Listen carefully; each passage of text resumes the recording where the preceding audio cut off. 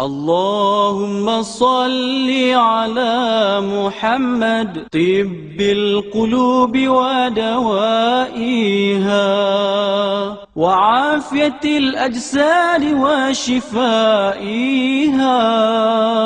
ونور الأبصار وجلائها وعلى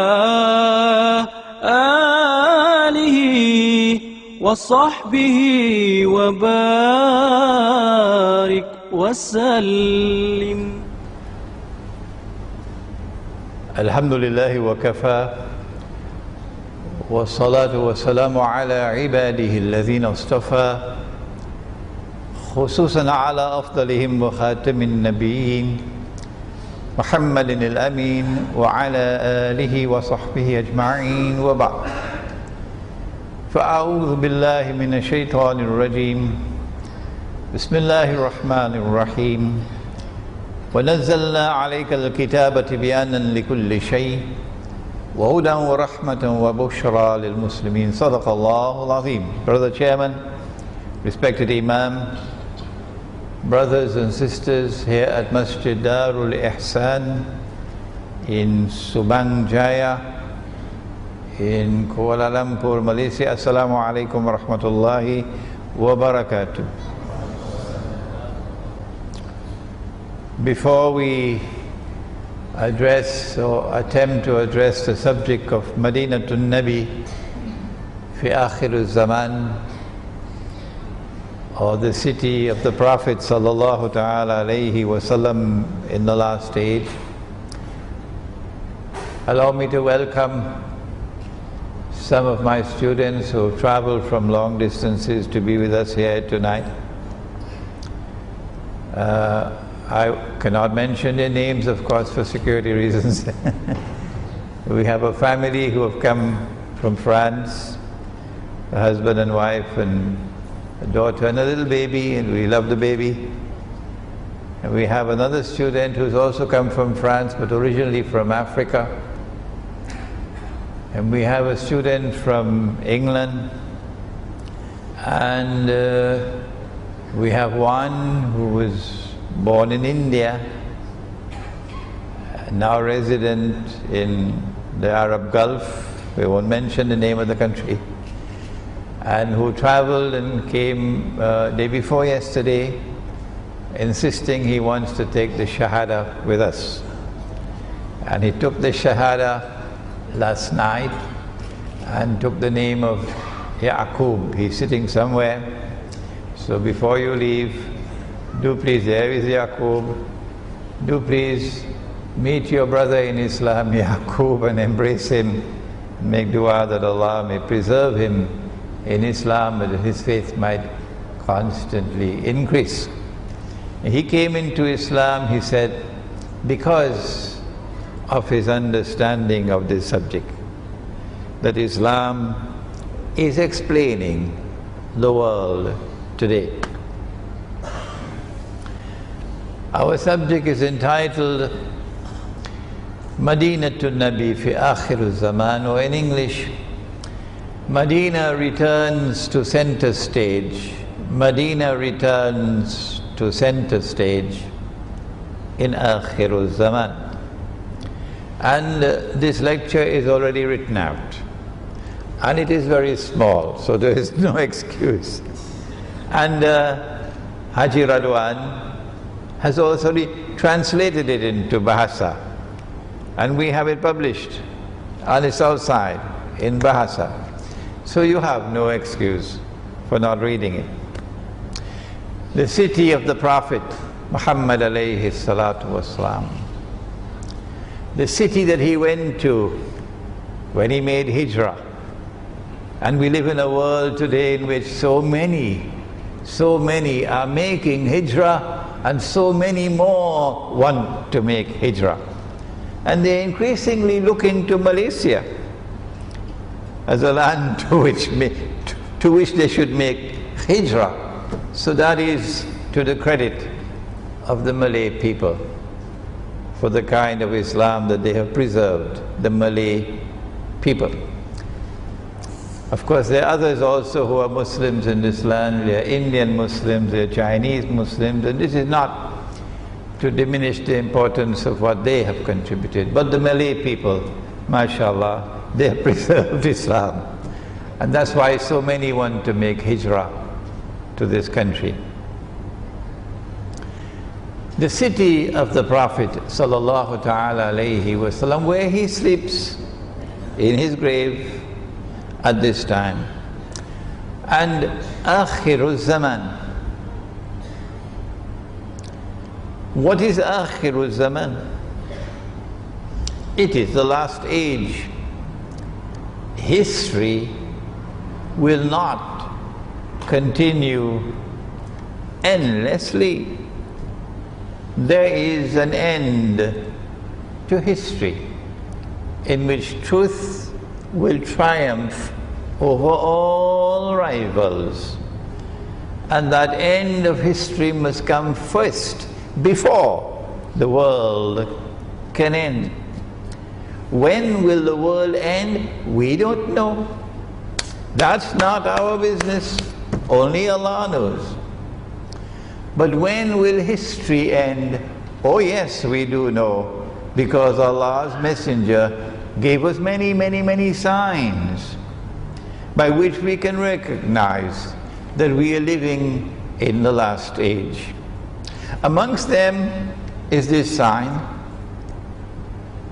that you will find tall buildings. If you have not seen the tall buildings as yet, I suggest you take a taxi to KLCC, Kuala Lumpur City Center, and then look up in the sky and you will see the Twin Towers. Nabi Muhammad alayhi salatu wasalam told us more than 1400 years ago that this would come. So if you can't see the tall buildings and thus recognize that you're living in the last age, Akhiru Zaman, something is wrong. Something is wrong. In this last age, there is a destiny for the city of Medina. And it is that subject that we address tonight. At the time of the Prophet Muhammad sallallahu ta'ala alayhi wasallam, Medina occupied center stage in the world. Only once before had Islam been established in the world as a state. And that occurred with Nabi Dawood alayhi salam, and then with his son Nabi Sulaiman alayhi salam. And it was known as the holy state of Israel. And in that holy Israel, Allah was recognized as Al-Malik. Sovereignty belonged to him. Allah was recognized as Al-Akbar. Supreme authority belonged to him. The politicians don't like this at all. No. And in that city, Allah was recognized as Al-Hakam. His law is the supreme law. And his law is enforced as the supreme law. That was holy Israel, in the Holy Land, Al-Ardul Muqaddasa. And after that, only one more time was Islam established on the earth as a state under the authority of a prophet of Allah. And that was Medina. And so Medina succeeded Jerusalem in center stage on the world stage when the Prophet ﷺ died. We knew it as the Khilafah state. The Khilafah state. A state which recognized Allah as sovereign, recognized Allah's authority as supreme, recognized Allah's law as the supreme law. What Allah made halal, the state enforced as halal. What Allah made haram, the state enforced as haram. So simple.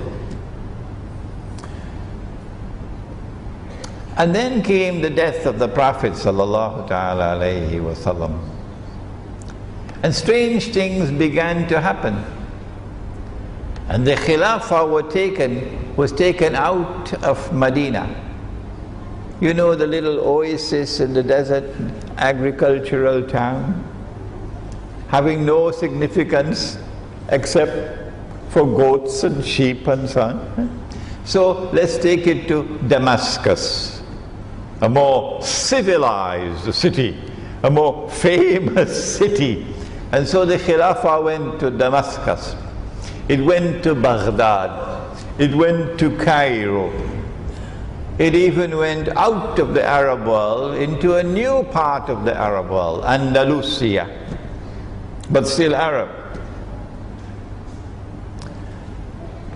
And then it went mysteriously so. And this history is still to be written by a historian who perhaps is not yet born, or maybe is now a baby, but who will one day write this history. The Dajjal, the false Messiah, was at work when the Khilafah was taken. The Khilafah was taken out of the Arab world, taken to a people who did not have credentials to rule over the heartland of Islam. The Ottoman Empire had many things that you don't know about it, and we'll have to speak about it when we give the lecture, inshallah, I think next week, on the conquest of Constantinople in Akhirul Zaman. I think that lecture is next week, inshallah. About 100 years ago, in another 10 years from now, it will be 100 years since the transfer of power took place in Mecca. After the Ottoman Turkish rule over Mecca and Medina, which lasted for almost 400 years, an Arab Spring came to the Arab world. And as usual, it was a European engineered Arab Spring, a Zionist engineered Arab Spring, which injected the virus of Arab nationalism, and consequence of which Sharif al-Hussein, the Ottoman appointed Sharif of Mecca, rebelled against the Ottoman rule in 1916. And then in 1924, when Mustafa Kemal, I don't call him Ataturk, I call him Mustafa Kemal, when Mustafa Kemal, acting in accordance with the wishes of his Zionist masters, announced the abolition of the Khilafah.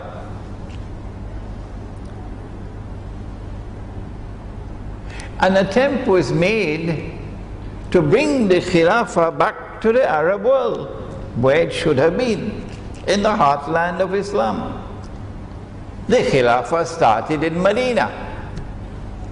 So Sharif al-Hussein, 7 days, or was it 4 days, either 4 or 7 days, after the Turkish Grand National Assembly announced the abolition of the Khilafah, Sharif al-Hussein, who is probably the great-grandfather of the present king of Jordan, he declared, I am the Khalifa, I am the Khalifa, I claim the Khilafah in Mecca.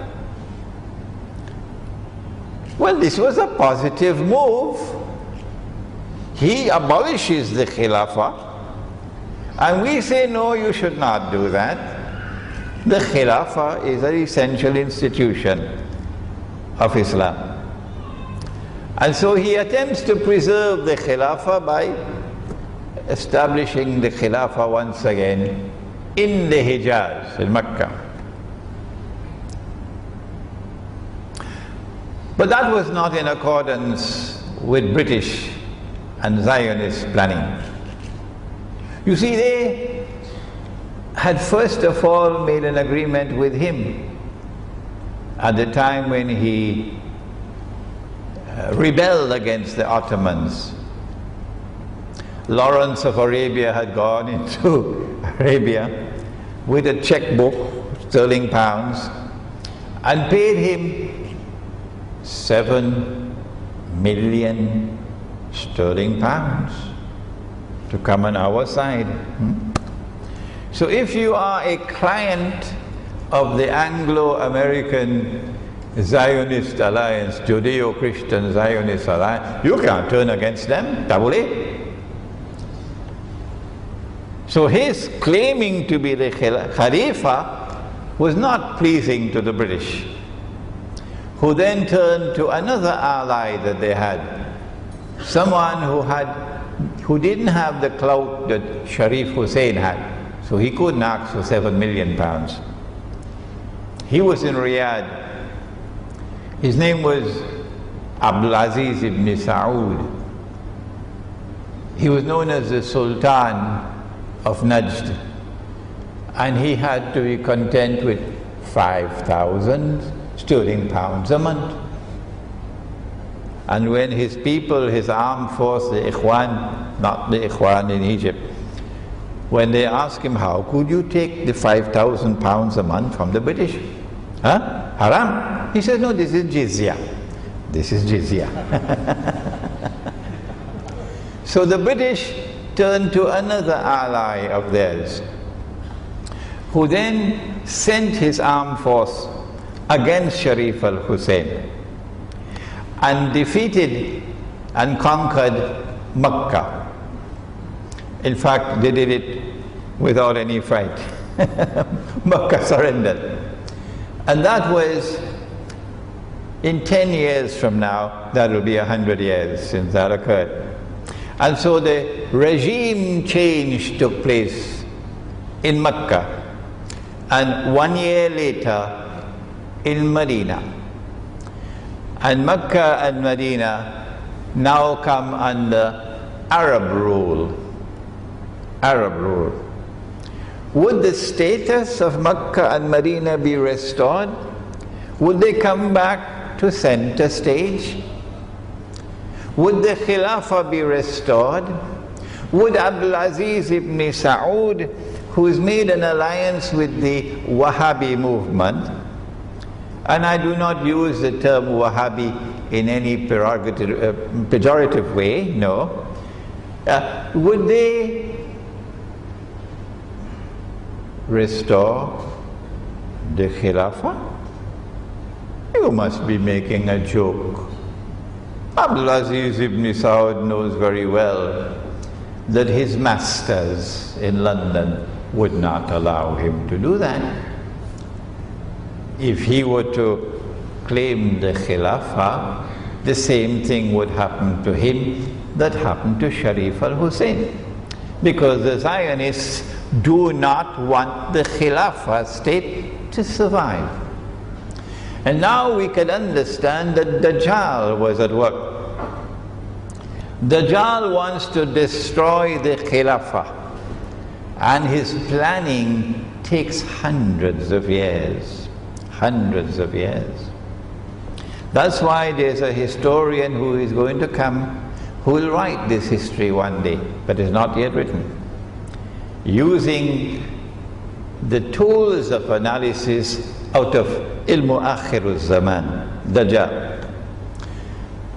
We now understand that the Ottoman success in taking over Constantinople and then in building that powerful Ottoman Empire and then taking over much of the Arab world over its control and then taking the Khilafah to Constantinople out of the Arab world for the first time in the history of Islam, in the history of this Ummah, the Khilafah is taken out of the Arab world.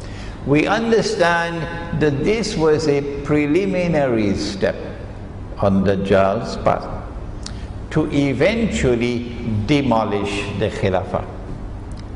And that Ottoman rule, which lasted for 400 years, was meant to prepare the way for the destruction of the Khilafah. And so when Ibn Saud, Abdulaziz Ibn Saud, and I have a book on this subject, it is entitled The Caliphate, the Hijaz, and the Saudi Wahhabi nation state. Maybe Haji Radwan will translate it into Bahasa, inshallah. We are out of stock of that book. It has to be reprinted. I wrote it 35 years ago when I was a PhD student in Geneva, and I had access to the United Nations Library in Geneva. That's where I got all this information from, which otherwise I could not access because it's destroyed. That book tells the story of how these events took place. Abdulaziz ibn Saud now has control over Mecca and Medina. What is he going to do? In that book that I just mentioned, you'll find the history of how the world of Islam responded to the abolition of the Khilafah, the destruction of the Khilafah by Mustafa Kemal. Jamiatul Azhar in Egypt was the first to respond. And they decided that their response would be a Khilafah conference, Mu'tamarul Khilafah, which they organized to take place in Cairo in 1926. I don't think you were born at that time. But Abdulaziz ibn Saud then decided to sabotage the Cairo conference, because the Cairo conference was organized to restore the Khilafah. To restore the Khilafah. And that bothered the British a lot. So he organized a rival conference in Mecca to sabotage that. And that rival conference in Mecca, also in 1926, but on the occasion of the Hajj, that rival conference saw Mecca once again come to center stage in the affairs of the world of Islam. After so many 100 years, Mecca returns to center stage in that conference which was organized in 1926 in Mecca. He organized that conference because he wanted the world of Islam to accept his rule over the Hijaz. But thank Allah that we had men, scholars of Islam from India, who attended that conference. Like Maulana Muhammad Ali Jawhar rahimahullah. And the Maulana stood up and faced the king to his face and rejected his claim. And when the Indian Islamic scholarship stood up and declared their position, that no, the Hijaz does not belong to you, then the rest of the conference, including the Saudi delegates, could do nothing. And so the effort failed. That was Makkah.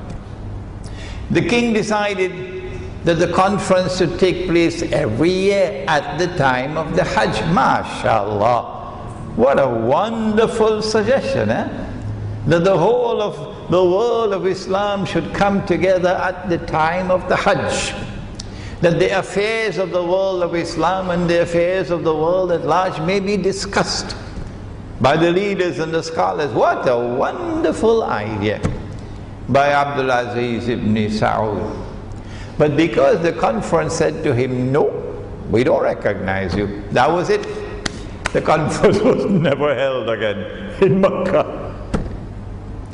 So Makkah now begins to recede back again, no longer occupying any position of significance. What about Medina? Nabi Muhammad alayhi salatu wasalam is in Medina. What would Abdul Aziz ibn Saud do about this city? When they failed in their effort to get political recognition, they decided a plan for Medina. That Medina will now become a university town. So they established the Islamic University of Medina. And this university in Medina is now charged with the task, because it's not only a Saudi state, it's a Saudi Wahhabi state. And the Wahhabis have a Protestant version of Islam. Study the Protestant movement in Europe and you'll understand much about the Wahhabi Islam.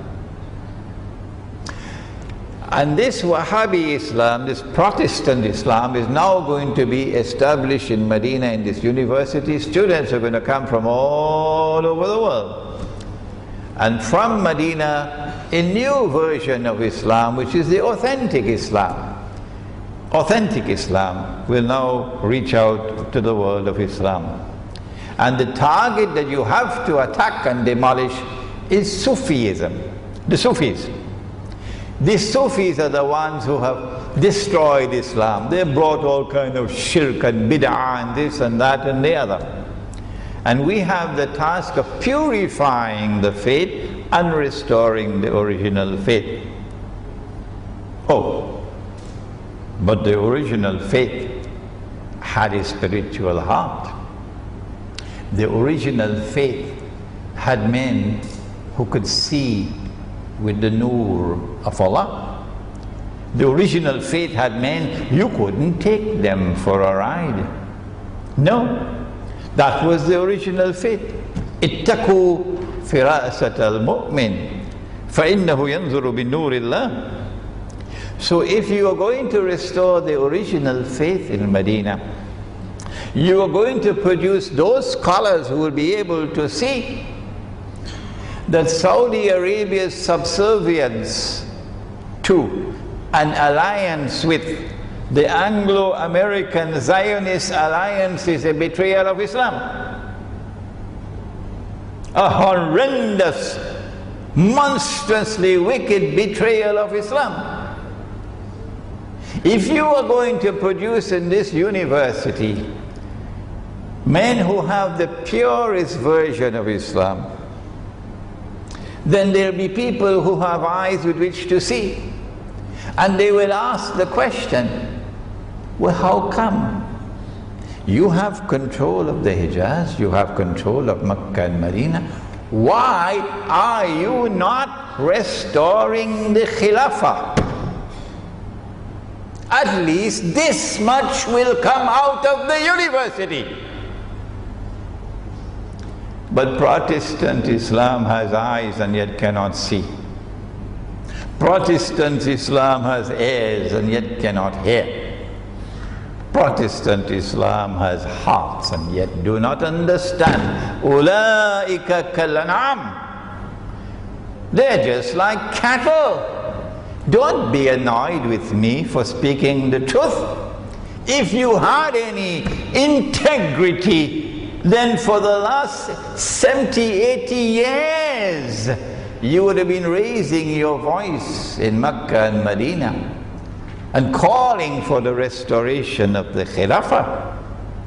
If you had any integrity, you would have denounced the Saudi regime for their subservience to and the alliance with the monstrously wicked Anglo-American Zionist alliance, Judeo-Christian alliance. Allah in the Quran has prohibited Muslim alliance with a Judeo-Christian alliance. بعد أعوذ بالله من الشيطان الرجيم يا أيها الذين آمنوا لا تتخذوا اليهود والنصارى أولياء بعضهم أولياء بعض. Do not take such Jews and do not take such Christians, not all Jews, not all Christians. Do not take such Jews and do not take such Christians as your friends and allies, who themselves are friends and allies of each other. The Quran is referring to this Judeo-Christian Anglo-American Zionist alliance. And if you become their allies, as Saudi Arabia has done, as Kuwait has done, as Qatar has done, so many others, وَمَن يَتَوَلَّهُم مِّنكُمْ فَإِنَّهُ مِنْهُمْ. Whosoever from amongst you turn to them for friendship and alliance, you've lost your Islam. You now belong to them. And Allah does not provide guidance for a people whose trademark is wickedness. إِنَّ اللَّهَ لَا يَهْدِي الْقَوْمَ الظَّالِمِينَ. And so the university town was dust in your eyes. The claim that this is the pure Islam was dust in your eyes, because it was Protestant Islam all the way in Medina. We now turn to our subject about the destiny of Medina in Akhirul Zaman. And when we take up this subject, the Saudi state is not going to like it at all. Oh no. But this is the word of the Prophet sallallahu ta'ala alayhi wa sallam. And we now have the internet, we now have YouTube, which can take these words. You can't stop it. All the people of Saudi Arabia can listen now and hear what we have to say. The Prophet alayhi salatu wasalam spoke and said, the hadith is narrated by Mu'adh ibn Jabal, and it is in the Sunan of Abi Dawood. He said that Umranu Bayt al-Maqdis, at that time when Jerusalem is flourishing, when Jerusalem is in center stage of the world, at that time, Kharabu Yathrib, Medina at that time, will be in a state of desolation, having no significance at all, playing absolutely no role whatsoever, not in world affairs, not in affairs of the world of Islam. Umranu Bayt al-Maqdis, Kharabu Yathrib. And then he said, Kharabu Yathrib, Khurujul Malhama. At that time, when Yathrib, meaning Medina, Yathrib is the old name, Medina, when Yathrib is in a state of desolation, at that time the world will experience the Malhama, the great war that will make First World War and Second World War look like peanuts. That's Malhama. And then he said, now listen carefully, that Khurujul Malhama, Fathul Constantiniya, that at that time when the Great War takes place, at that time it will lead to the conquest of Constantinople. Today Mustafa Kamal didn't like the name Constantinople because it's there in the hadith. So he changed the name from Constantinople to Istanbul. That's the reason why he changed it, because he doesn't want you to read this hadith. That's why. And then he said, Fathul Constantiniya Khurujud Dajjal. At that time, when Constantinople is conquered, that is a time when you experience the Khuruj of Dajjal. Now, I have another lecture coming up at De Palma Hotel. You know where De Palma is? Ampang Point. On this subject. The conquest of Constantinople. Oh, is it in UAE? UAE, sorry. Yes. This subject is at the university, the International Islamic University. The conquest of Constantinople in Akhirul Zaman, I think it's July 4th? Yeah, July 4th, inshallah, at the International Islamic University. So, the conquest of Constantinople will lead to the Khuruj of Dajjal. It'll take some time for me to explain the term Khuruj al-Dajjal. Where are we now in that timeline? Is Jerusalem now at center stage in the world? The answer is Jerusalem is very close to that.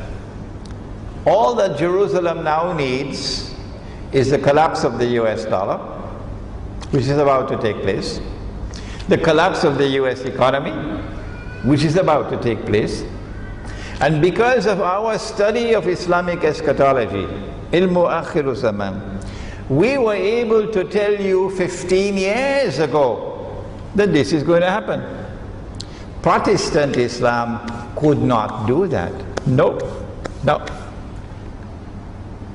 At this time, all that Jerusalem needs is not only for the US dollar to collapse, for the US economy to collapse, not only for paper money to disappear, and all the world is now imprisoned in electronic money, digital money,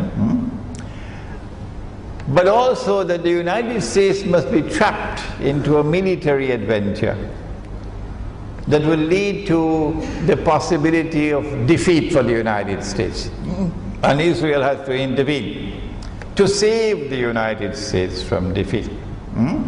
And that the United Nations organization probably has to fold up and be shifted to Jerusalem, that the International Monetary Fund and the World Bank probably have to shift to Jerusalem. I don't know whether these things will actually occur or not, whether it will be necessary or not, but when you see these things happening, you know that the United States is being taken off center stage as the ruling state in the world, so that Israel can replace the United States. And so Jerusalem becomes the ruling city in the world. This is Umran Bayt al-Maqdis, the flourishing state of Jerusalem. This is what the hadith is speaking of. And so our analysis is that we are now located at that moment in time when Jerusalem is already in a flourishing state, or Jerusalem is about to take over into that state which is the flourishing state that the Prophet ﷺ is speaking of. But Protestant Islam may have other views, and they may have read in some kitab or some kitab or some kitab that Jerusalem had that flourishing state so long ago. Well, then those who are convinced by Protestant Islam can accept that view. And those who are persuaded that this is the moment can accept this view. Alhamdulillah, no boxing gloves necessary. And we are brothers. And so, if we are now living at that time when Jerusalem is in the state of the flourishing state, as said of in the hadith, We are also living at that time when Medina is now in a state of desolation. Everybody can see that Medina is playing absolutely no role whatsoever in the affairs of the world and in the affairs of the world of Islam. Not even in the affairs of Saudi Arabia.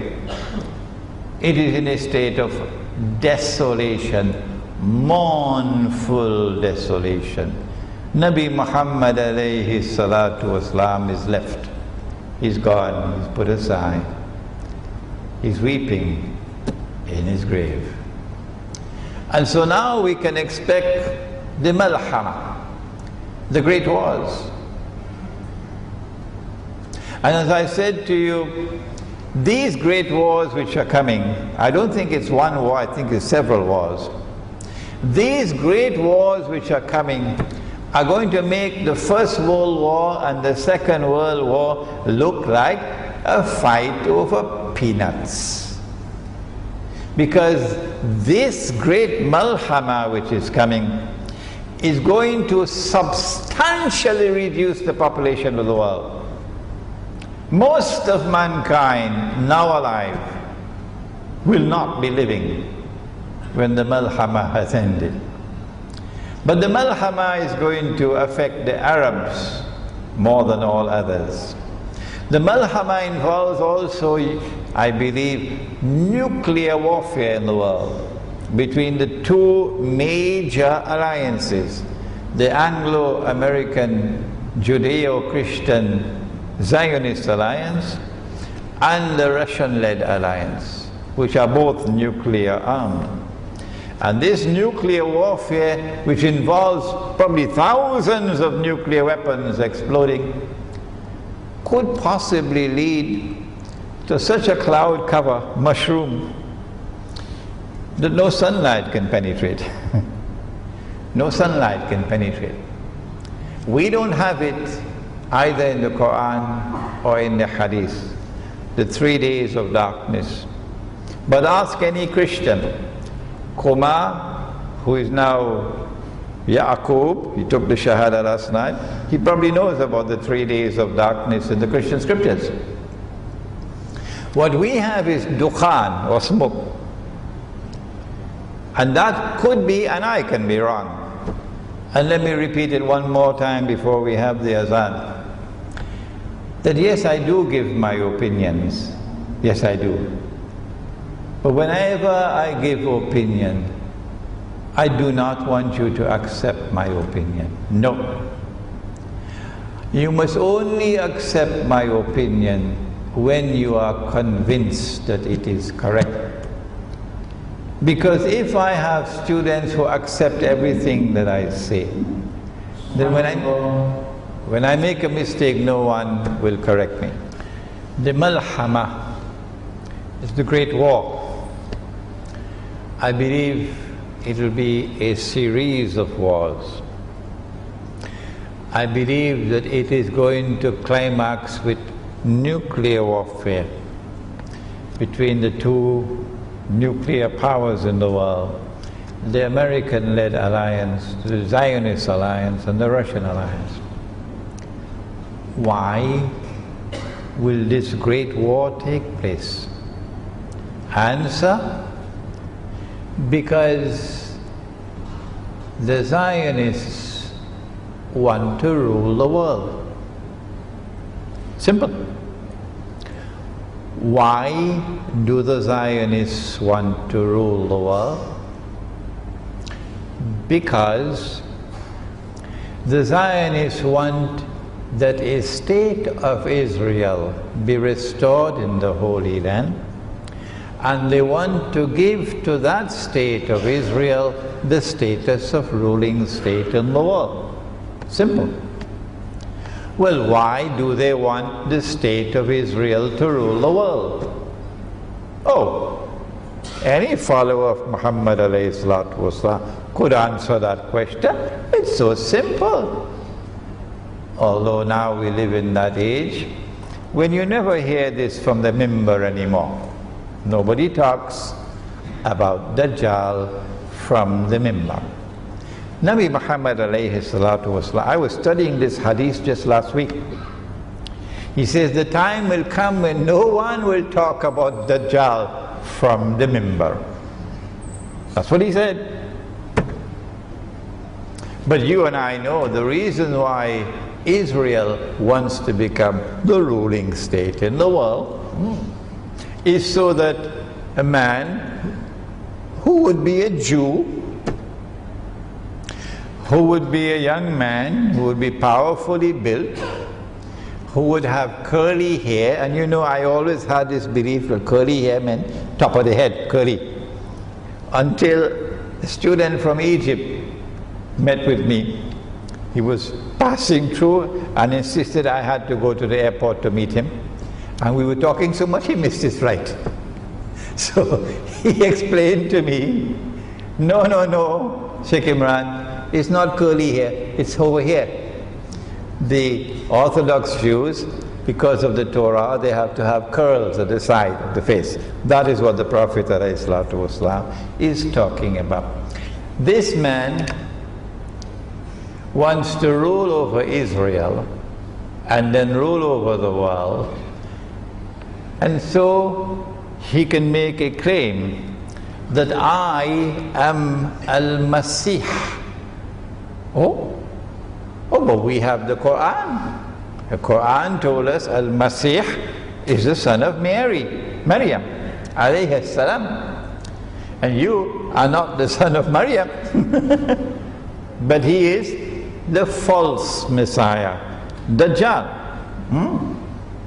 He wants to declare that I am the true Messiah, so he has to rule the world. And all those who see with only one eye, like Dajjal, the other eye is blind, meaning internally blind, they will accept him as the Messiah. Protestant Islam will also say, this cannot be Dajjal. No, tabule. Why? Oh, the Prophet said, Dajjal has only one eye, this man has two. So he can't be Dajjal. That's Protestant Islam. This is the reason why we are heading towards Malhama, the Great War. 10 years ago, I wrote Jerusalem in the Quran. Most of you have read it already. We now have it in Bahasa, but of course Bahasa is twice the size of English. If you have not read it as yet, please read it, so you'll understand why the Malhama is coming. This great conflagration, because Russia will not bend its knee to Israel, and China will not bend her knee to Israel. That's why you're going to get the Malhama. But I believe the Malhama is going to be several wars, not just one war. And at the end of this Malhama, we're going to witness the conquest of Constantinople. Now this is strange, because it was universally accepted by the world of Islam, including Protestant Islam. Oh, that Constantinople was already conquered 600 years ago. Sheikh Imran, have you been sleeping for so long? Have you not heard about the Sultan Muhammad Fatih, the Ottoman Sultan who conquered Constantinople in 1456, I believe? You've been sleeping for a long time. No. When you read this booklet, you will find the evidence that could not qualify as the conquest of Constantinople, about which Nabi Muhammad alayhi salatu wasalam said, the hadith is in the Musnad of Imam Ahmad. You're going to get the Arabic text of each one of these ahadith in this book, inshallah. Medina returns to center stage in Akhirul Zaman. He said, لَتَفْتَحَنَّ الْقُنْسْتَنْتِنِيَّةِ, you will most certainly conquer Constantinople. You, meaning The Muslims. The Muslims. لَتَفْتَحَنَّ الْقُسْطَنْطِينِيَّةَ, you will most certainly conquer Constantinople. وَلَنِعْمَ الْأَمِيرُ آمِرُهَا وَلَنِعْمَ الْجَيْشُ ذَلِكَ الْجَيْشُ. And he praised that army as a wonderful army. And he praised the commander-in-chief, the wonderful Amir of that army. These are the words of Nabi Muhammad alayhi salatu wasalam. We do not have the time tonight to take up the subject. Why do we reject the view that that conquest, that Ottoman conquest of Constantinople in 1456 was not the fulfillment of this hadith? Could not be. There are a number of reasons, but we'll take it up in that lecture at the International Islamic University, inshallah. But for tonight, this much. The conquest of Constantinople takes place just before the khuruj of Dajjal.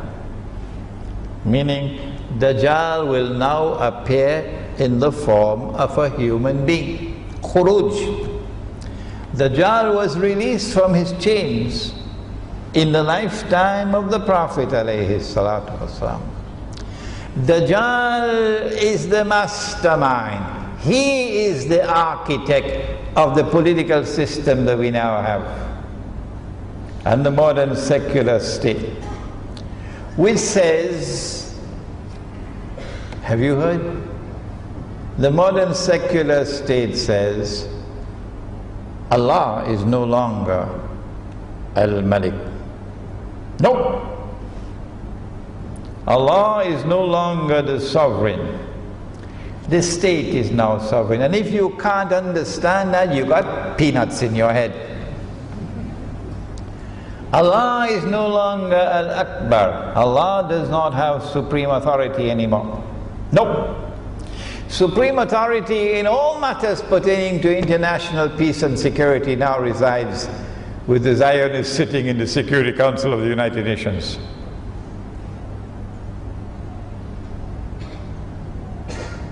We have a question and answer session coming up. Anybody can challenge me, eh? I love that. God, I've studied my subject. Allah is no longer Al-Hakam. No, He is no longer the supreme lawgiver. The state is now the supreme lawgiver. The parliament is now the supreme lawgiver. Do you think this came from? It dropped out of the sky? No. This is Dajjal. He created it. Do you think Protestant Islam recognized that? No. Allah has made halal and Allah has made haram. But the modern secular state can make halal what Allah made haram, and can make haram what Allah has made halal. And if you cannot see that, you have peanuts in your head. And yet they go and they faithfully vote to legitimize what Dajjal created to replace the Khilafah. Not me. You're not going to find me going and voting to legitimate that state. Not me. And not my students. But if the cattle want to go, let them go. Let them go. So Dajjal was released at that time. Where do you think paper money came from? Huh? And the electronic digital money that's coming, which replaced the dinar and dirham. This paper money which has functioned as an instrument of financial enslavement, which has taken Indonesia to where Indonesia is now, taken Bangladesh to where Bangladesh is now, taken Pakistan and Egypt to where they are now. Who do you think has brought this monetary system into being? This is Dajjal's work. But Protestant Islam will never say that. No. They got eyes and they don't see. They got ears and they don't hear. They got hearts and they don't understand. And my frustration has led me now to the end of the rope. I don't know what more to do with these brothers of mine. And so Dajjal is the mastermind. He was released in the lifetime of the Prophet ﷺ. But he will only appear in human form at the very end of his life. Read this book and it will tell you the story. There are 3 circles, 3 blue circles there. This cover design is by a Malay artist. It shows Dajjal's first stage and second stage and third stage until Dajjal appears in human form. And that is the khuruj of Dajjal. Now let's go back to the Malhama, which is the heart of our subject. I expect that Israel is going to make her move sometime soon, probably within the next few months. Israel can either attack Pakistan to destroy the nuclear plants and denuclearize Pakistan, and then India takes over to break up Pakistan, or attack Iran, not only to destroy the nuclear plants, but more importantly, to bring about regime change, so that a new government comes to Iran which will be virulently Shia and who can make a deal with Israel. Not this government in Iran, no sir. You have to get another one. Or attack Syria, which might be the first round, to bring about regime change in Syria. Or attack Egypt, because Egypt is a target. But once Israel strikes out, and the first war starts, it is going to lead to one war after another, until eventually it culminates with the Malhama. Israel is going to wage these wars because Israel wants to take over from the United States as the ruling state in the world. Now, in order for Israel to rule the world, Israel must first demonstrate its capacity to rule over the Arabs. Make sense? Because Israel is surrounded by the Arabs. Israel has to establish, and they are listening to me in Israel, Israel has to establish its political and economic dominion over the Arabs. And the Prophet ﷺ spoke 1400 years ago when he said, "Wailul lil Arab, woe unto the Arabs, min sharrin qad iktaraba, because of a great evil which is now going to come upon you." And he raised his hands and put his fingers like this and made a circle. And he said, "Today," but Protestants in Islam doesn't understand the word today. He said, "Today a hole has been made in that barrier bit by Zulkarnain, the Radam." And so the release of Gog and Magog began in the lifetime of the Prophet ﷺ. Who studies Gog and Magog today? Who lectures about Gog and Magog today? Have you ever heard a khutbah from the mimbar on Gog and Magog? Never. And yet Ya'juj and Ma'juj are in the Quran. Alhamdulillah, I have a book outside, an Islamic view of Gog and Magog in the modern world, and Haji Radwan has promised to translate it into Bahasa. Alhamdulillah. When Israel launches these big wars, her first target would be the Arabs. After eliminating Pakistan nuclear weapons, the Arabs. How to establish Israeli political and economic dominion over the Arabs when the Arabs are so many? One of the weapons that Israel will have to use, that the Zionists will have to use, would be biological warfare. Prophet Muhammad ﷺ spoke about that biological warfare which is coming.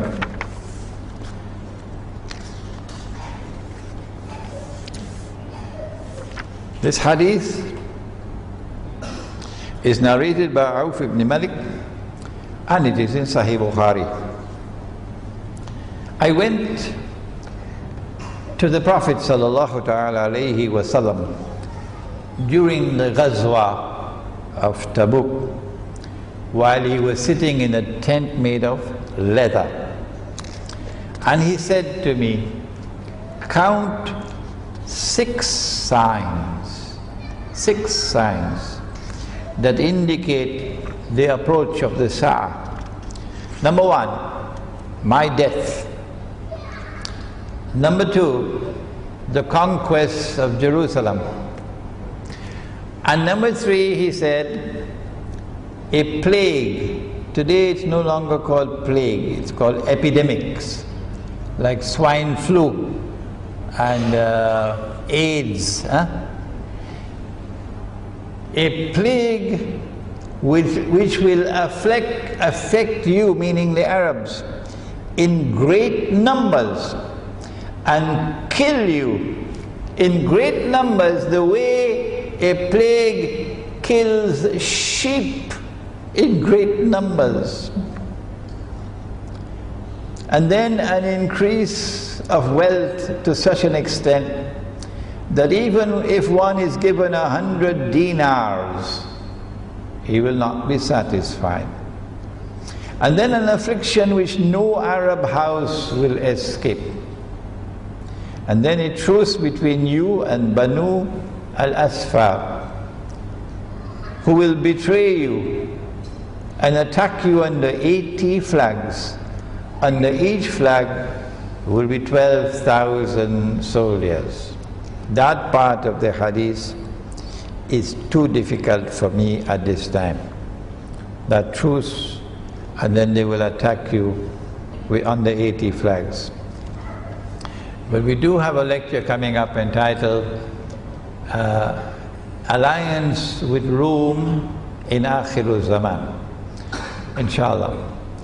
A second hadith, which is in Ibn Majah and Tirmizi, narrated by Abdullah ibn Amr, in which the Prophet ﷺ said, there will come a calamity which will wipe out the Arabs. Their slain will be in hell. And at that time the tongue, Jazeera, CNN, the tongue will be more severe than the blow of a sword.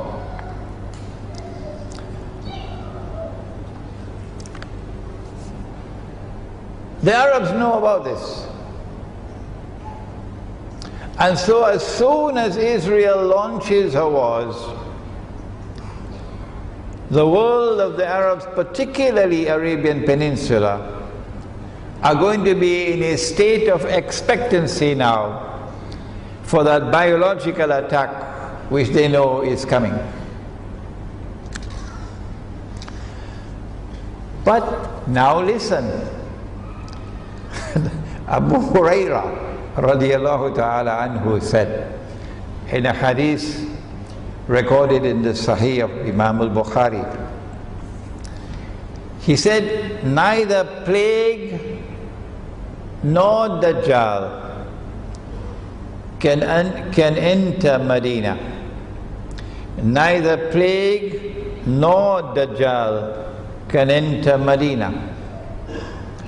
In another hadith, even Makkah is also mentioned, indicating that there is a link between plague or biological warfare and Dajjal, indicating that the Zionists are going to use this as a weapon.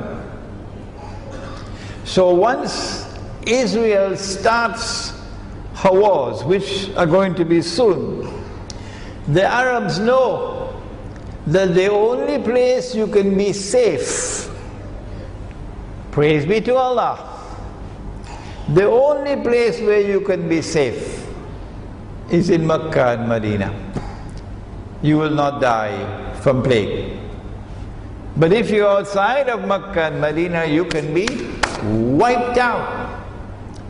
So as soon as Israel starts her wars, we can anticipate a stampede of Arabs moving to Mecca and Medina for safety. When that happens, then you're going to have both those who have faith in Allah in their hearts, fleeing to Medina, and those who are also friends of the Zionists because they also want to live, fleeing to Medina. Those who are kuffar, munafiqun, they also fleeing to Medina because they want to survive. It is at that time that the world will see. It's going to make news. It's going to be center stage in the world when the biological war starts on the Arabs, and the Arabs are dying like sheep. It's going to make news. And the Arabs are moving, stampeding towards Mecca and Medina. That's going to make news. And so Mecca and Medina return to center stage in the world because of the plague or biological warfare. And the reason why they now occupy center stage is because the angels are guarding Mecca and Medina. Because the angels are guarding Mecca and Medina, that is why neither plague nor Dajjal can enter Mecca and Medina. So we have now reached the stage where Mecca and Medina are now in center stage in the world, making the news. But that's not the end of the story. The rest of the story is going to make the Saudis very angry. Hadith of Sahih Bukhari. Anas bin Malik radiyallahu ta'ala anhu said, the Prophet sallallahu ta'ala alayhi wasallam said, there is no town that Dajjal will not enter except Mecca and Medina. There is no entrance to its entrances which is not guarded by the angels in rows at that time. But then he went on to say that Medina, not Mecca, Medina will shake 3 times. Is this going to be 3 earthquakes? Geological earthquakes? Or is this going to be 3 political earthquakes? Because of this chemical combustion, you have all of these people who are faithful to Islam and they despise the Saudi regime. And they're Saudis. And you have all of these others who are faithful camp followers of the Zionists. And these 2 people are together in the same town of Medina. The sparks are going to fly. And so the 3 shaking could be 3, what do they call it? Arab Spring? 3 upheavals, uprisings. Could be. Allah knows best. But when these 3 shakings takes place, guess what's going to happen? Allah is going to send every single kafir and munafiq out of Medina. And they will go and join Dajjal. Because he would have camped, he would have descended and camped outside of Medina in a marshy, salty land. Meaning Israel is going to attack. And the Israeli forces are going to be camped outside Medina. Because Israel wants Medina. Why? Because the Jews lived in Medina. Why? Because the Jews were expelled from Medina. Why? Study the story of Banu Qurayza. Why? Study the story of Banu Qaynuqa. And you know why Israel wants revenge. Revenge. So they're outside of Medina. They camped, said the Prophet ﷺ. Dajjal is camped outside of Medina. And when Medina shakes 3 times, you know the story that the rats leave a sinking ship. The rats leave a sinking ship. These followers of Dajjal in Medina, Saudis, Arabs, would now feel that Medina is doomed. Doomed. So let's get out. And they go and join the Zionists. But the angels will prevent Dajjal from entering Medina, protect Medina. And the attack will be diverted to Damascus. When that happens, if you have not accepted Islam as yet, what are you waiting for? This is what Nabi Muhammad alayhi salatu wasalam said more than 1400 years ago, that this is going to happen. Nobody else has said that. No Christian eschatology has given that. No Jewish eschatology has given that. Only Islamic eschatology. Only Islamic eschatology. So as the attack is diverted to Damascus, the world will see Medina once again in center stage. Because all the kuffar and munafiqun have been expelled. I don't know whether there will be any professors left in the Islamic University of Medina at that time. And these words are not being spoken in any insulting and derogatory way. While still there is time, my brothers, you must stand up. Stand up for the truth. And this is the truth, regardless of the price that you have to pay. And so Medina returns to center stage in Akhirul Zaman. All the world's attention is now on Medina, because it is now plain as daylight. Muhammad alayhi salatu wasalam, in his grave in Medina, has spoken the truth. And the angels are guarding Medina. And therefore the truth is here in Islam. When the attack is diverted to Damascus, it is at that time that Nabi Isa alayhi salam will come down.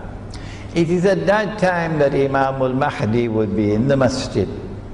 It is at that time that when Nabi Isa alayhi salam comes down with his hands resting on the wings of 2 angels, that Imam al-Mahdi will say, here he is, this is the Messiah, the son of Mary.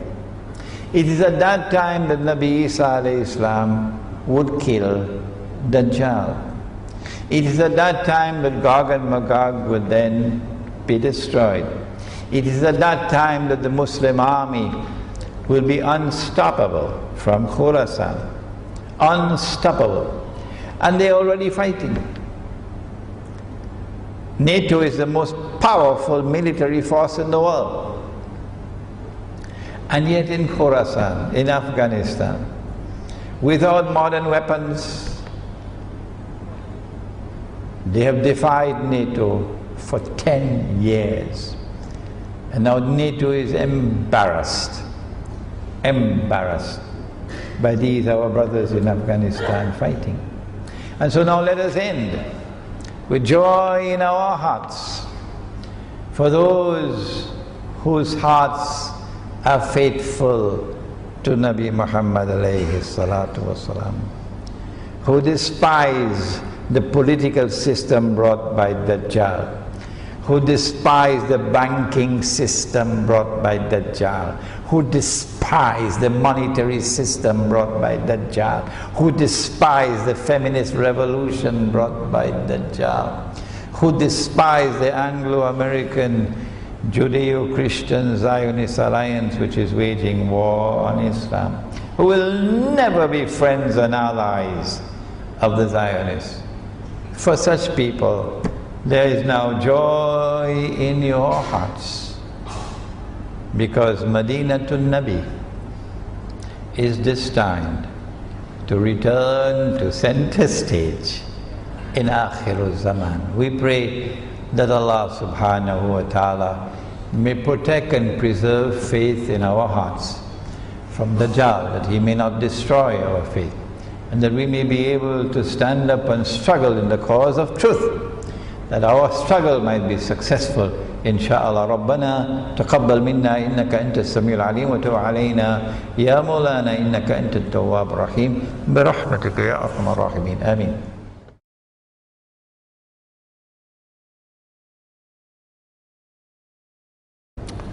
Okay. This is just Okay. All right. I have never ever attempted to give a figure about Dajjal's first day, like a year. Others have done it. I have never done it. All I can say is that the first stage, or a day like a year, is a long period of time. That's all I've said. I've never said 1,000 years, I've never said 100 years, I've never attempted to give a timeline in fixed numbers, yeah. But those who feel that this should be done should produce their analysis and publish it, so that it can be available for public scrutiny. So I would suggest to you that you should do the same thing. Publish your analysis for public scrutiny, so that people can examine it and conclude whatever they want. But I am not going to put any timeline of a fixed number of years. The question pertains to the conflict between the United States of America and Pakistan. The United States, I believe, has declared that they are at war with Pakistan. A state of war exists. And yet the Pakistani Prime Minister will fly to the United States. And the Pakistani President will fly to the United States. He just flew to Detroit, I believe. Invitation from NATO.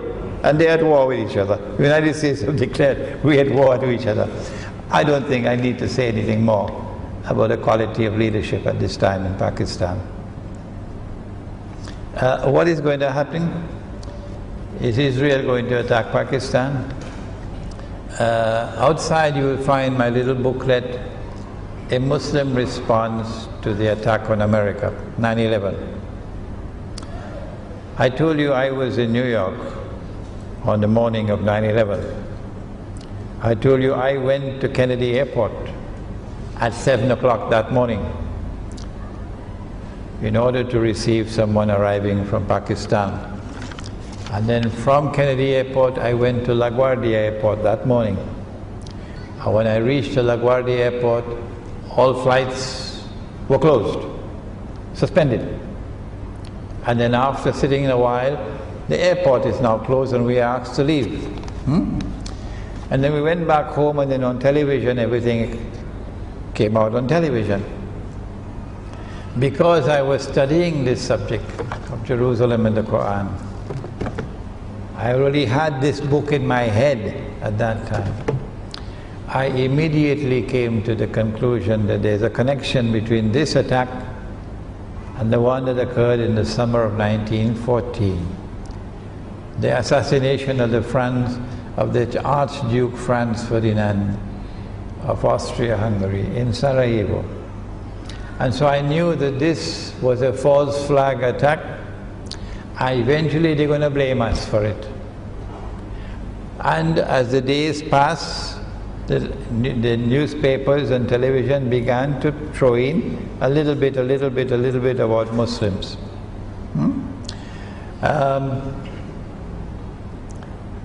Eventually we got the news that Osama bin Laden and his men hiding in caves in Afghanistan kept the US Air Force on the ground.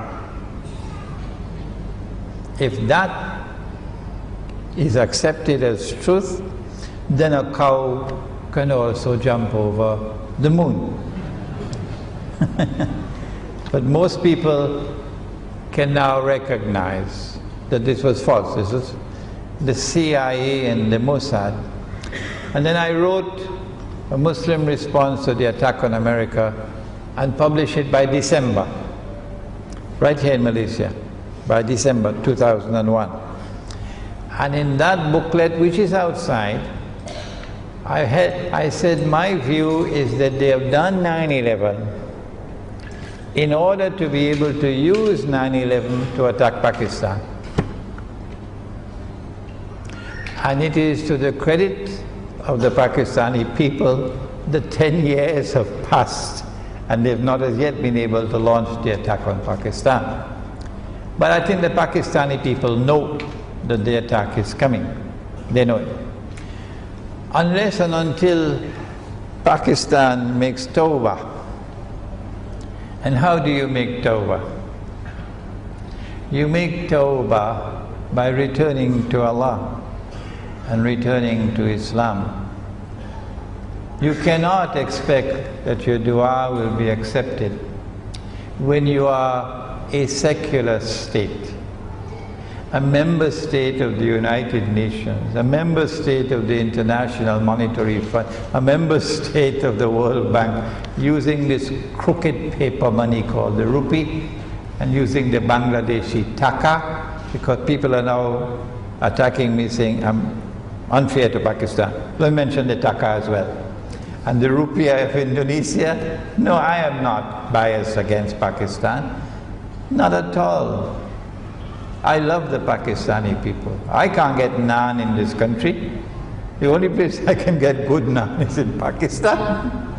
And I got my education in Pakistan. The Pakistani people paid for me to get the knowledge of Islam.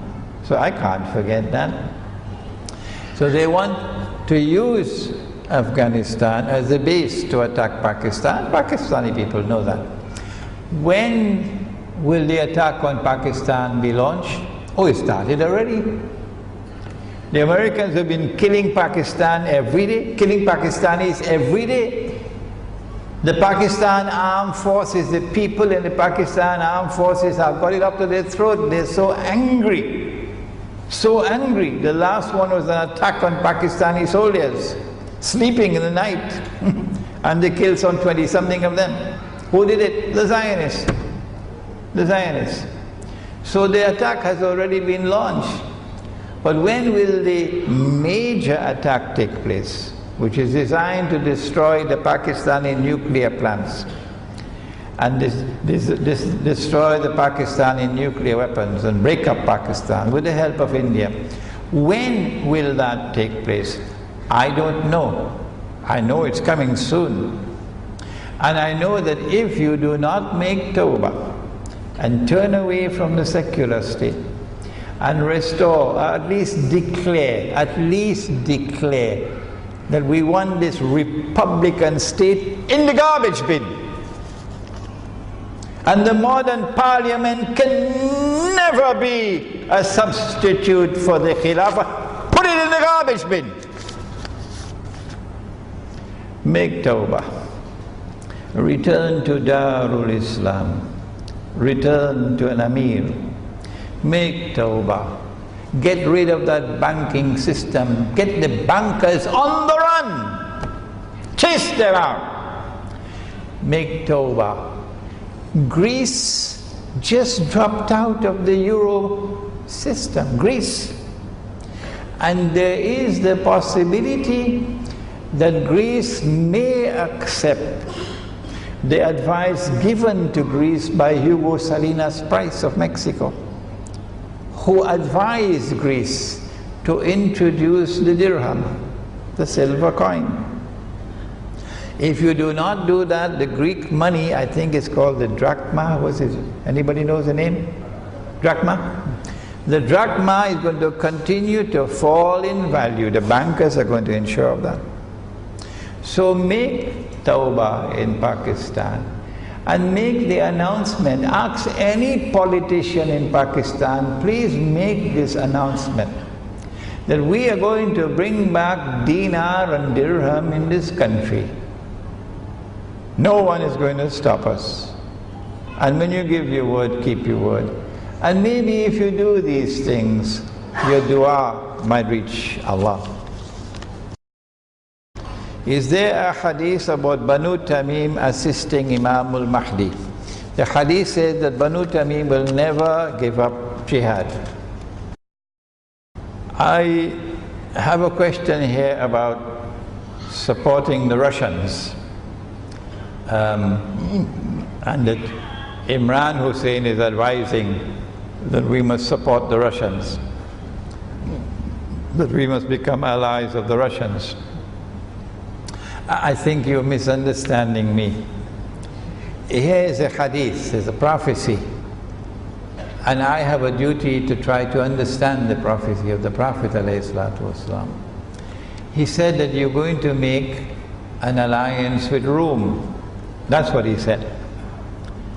And it is my understanding that the proper methodology in identifying who is Rome, the proper methodology is to start with the Quran.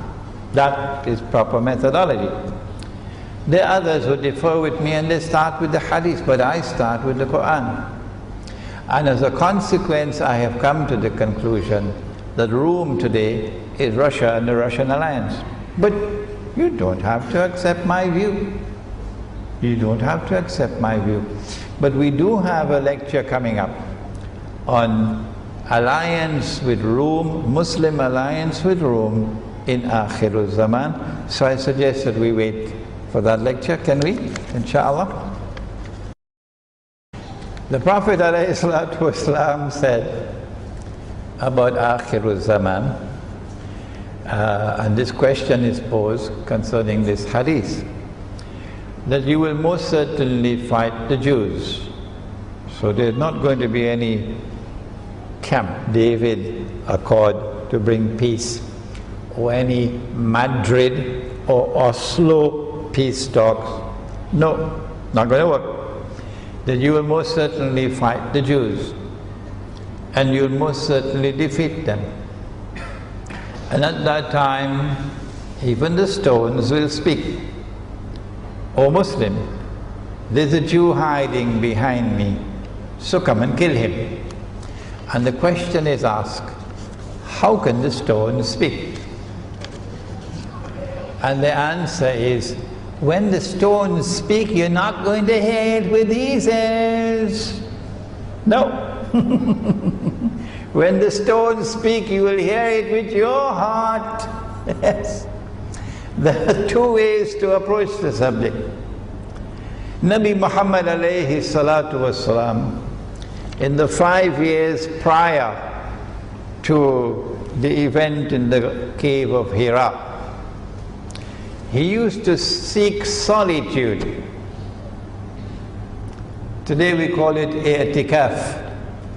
So he'd go to lonely places, and he said that the trees would offer greetings to me, and the stones will offer greetings to me on those occasions when he goes into the solitude. But if you were there with him, would you hear it? Huh? No. If you were there with the Prophet ﷺ, you would not hear the trees offering salams to him. You would not hear the stones offering salams to him, because he's not hearing it with these ears. Do we have any other ears beside these ears? Do we have any other eyes beside these eyes? Modern Western civilization says no. The Quran says yes. The Quran says that the heart can see and the heart can hear. And the greatest predicament of the Zionists today, the greatest predicament of the state of Israel today, is they have lost moral authority. They have descended into an abyss of oppression so great that tomorrow even the stones will speak. And they're listening to me. So this is no problem. If Allah gives you the capacity to hear, you'll hear the stones speak.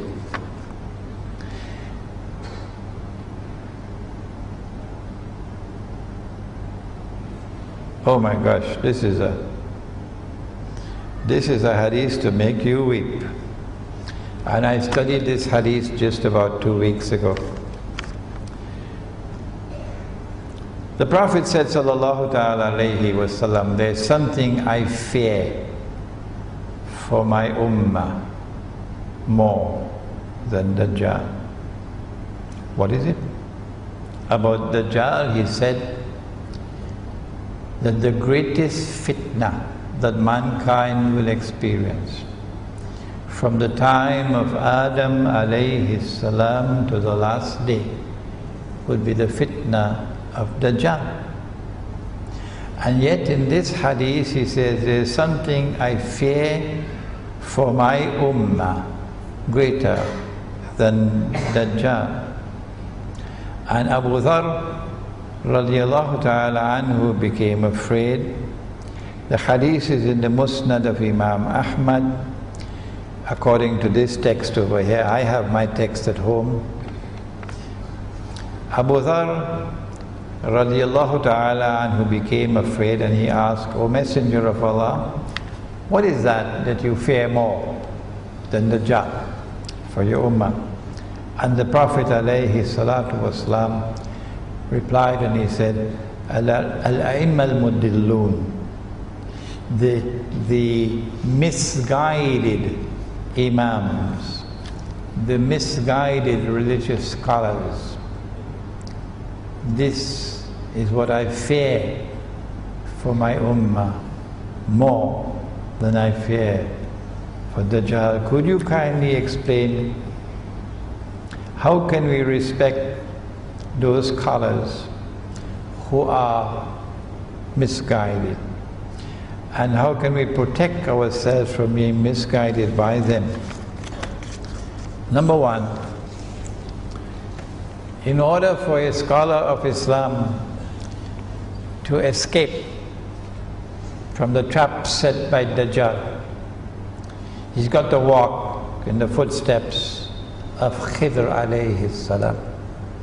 So do please go back to my lecture that I delivered maybe 1 week ago on Khidr alayhi salam and Akhirul Zaman. You could have a heart that is sincere and yet become misguided. A man would wake up in the morning with faith in his heart in Akhirul Zaman and would lose his faith by the time the night comes.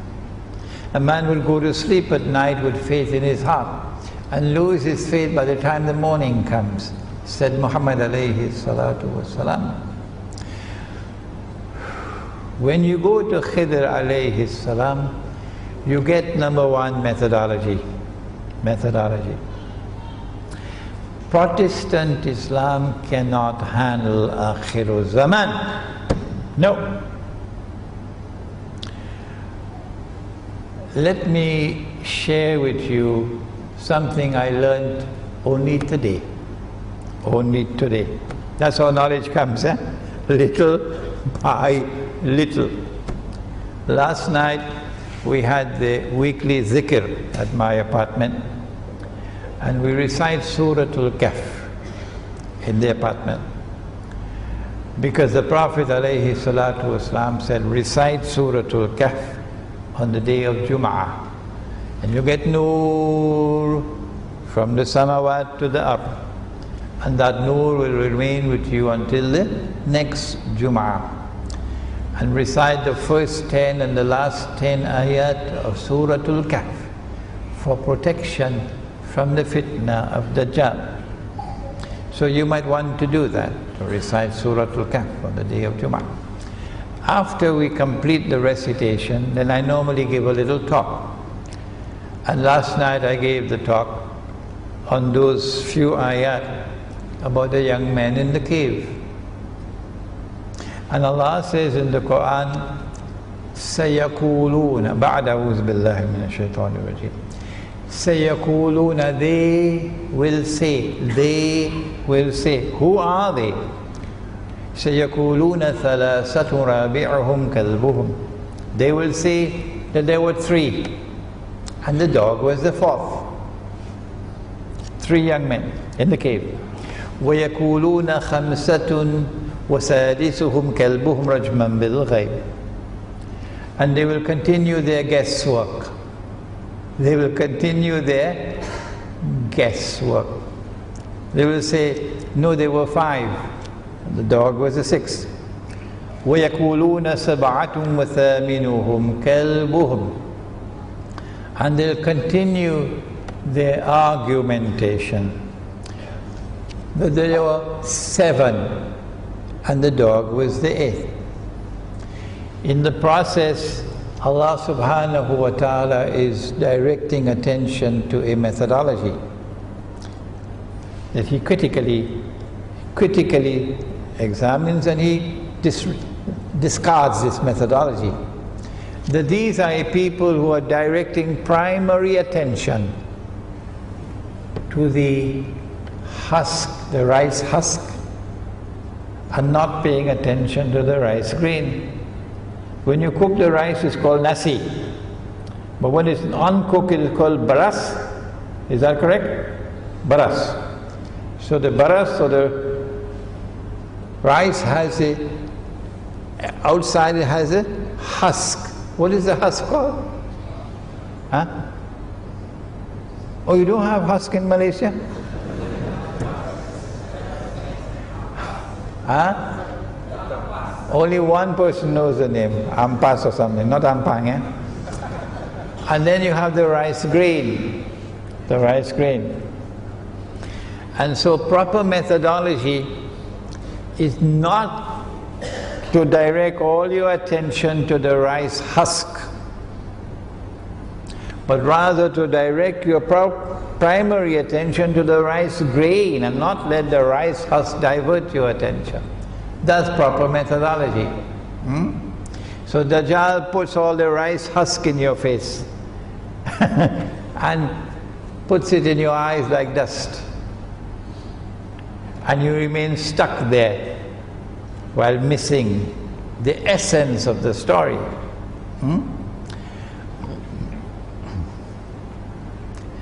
This methodology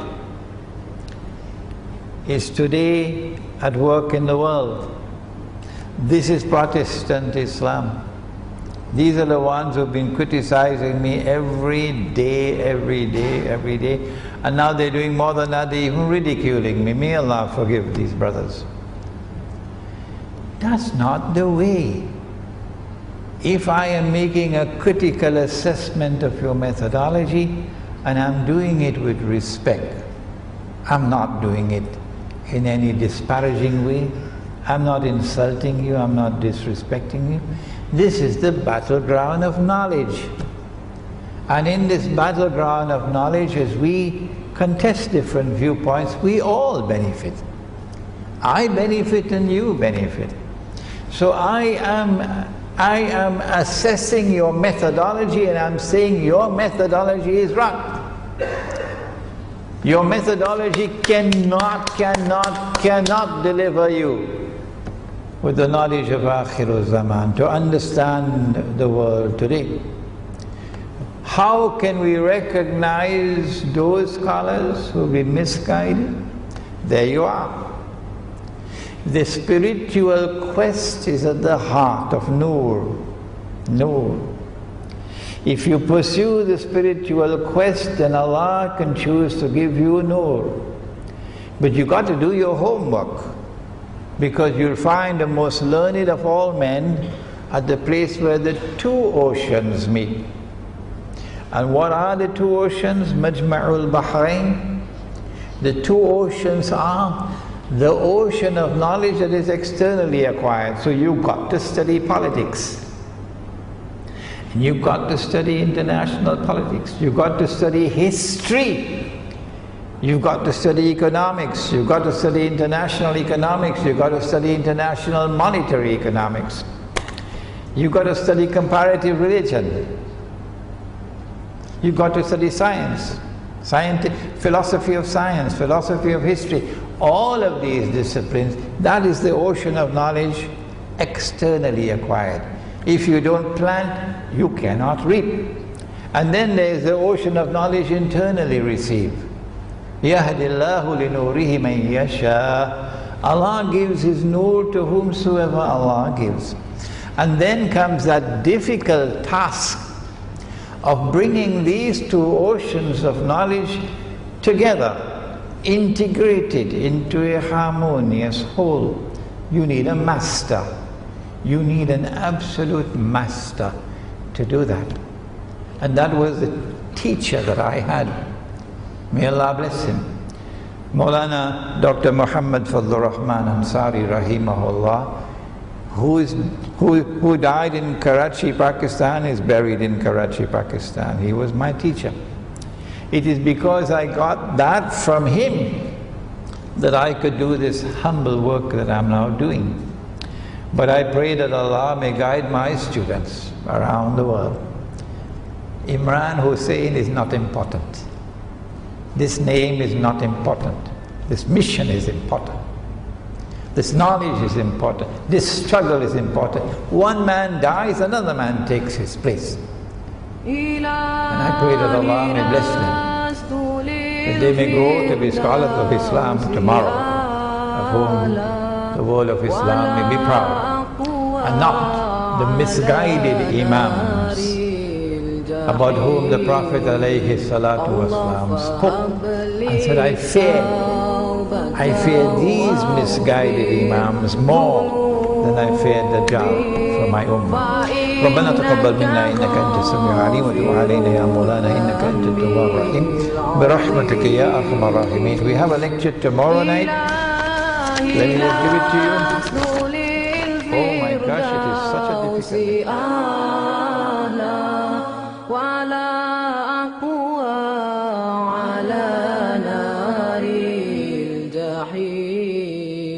Allah faham beli taubatan waghfir dhunubi fa innaka ghafiru dhanbil azim. Tuhanku, aku tidak layak untuk syurgamu, tetapi aku tidak pula sanggup menanggung siksa nerakamu. Dari itu kurniakanlah ampunan kepadaku, ampunkanlah dosaku. Sesungguhnya Engkaulah pengampun dosa-dosa besar. Tuhanku, aku tidak layak untuk syurgamu, tetapi aku tidak pula sanggup menanggung siksa nerakamu. Dari itu kurniakanlah ampunan kepadaku, ampunkanlah dosaku. Sesungguhnya Engkaulah pengampun dosa-dosa besar. Ilahi lastu lil firdausi a'la wala aqwa ala naril jahim. Allah fahab li taubatan waghfir dhunubi fa innaka ghafiru dhanbil azim. Ilahi lastu lil firdausi a'la wala aqwa ala naril jahim. Allah faham li